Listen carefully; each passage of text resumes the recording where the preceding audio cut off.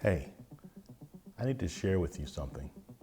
The Lord showed me that there are dead men preaching in the church.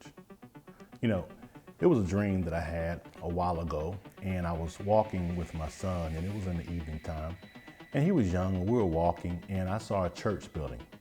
And at this church building, there were all types of people, and they were lined up to go inside of the church building. And the door was open, and there was a bright light coming out of the door, and all these people were lined up. And I said to myself, man, it must be something really interesting going on in church. So we got in line, and so we're waiting to go inside, and we finally made it to the front door. And let me tell you something. When I walked through that front door, there wasn't a church service going on. There were no people sitting in the sanctuary. What I saw was what appeared to be a funeral. And there was a casket that was at the front of the church. And the people were walking in and they were looking at the casket.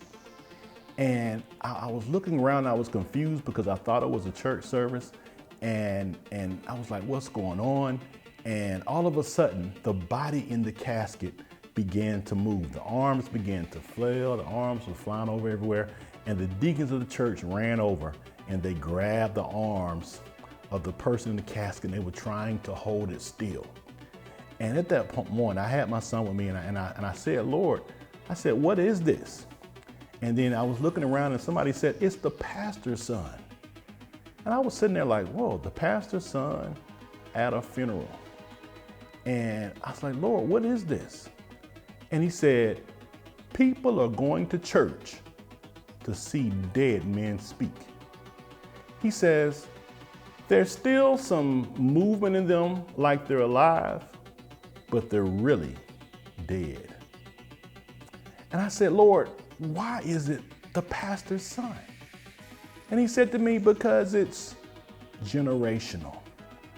And so I want to just tell you that today to get you to understand, look, you need to be a person who is discerning and really, really looking for God to lead you, because there are dead people literally preaching in some of our churches out here. So I want to encourage you, let the Holy Spirit lead you, let him guide you so that you know what is true and what is false, because we're living in a time where the false, the demonic, the evil is raising up like never before. God bless you. I'll talk to you soon.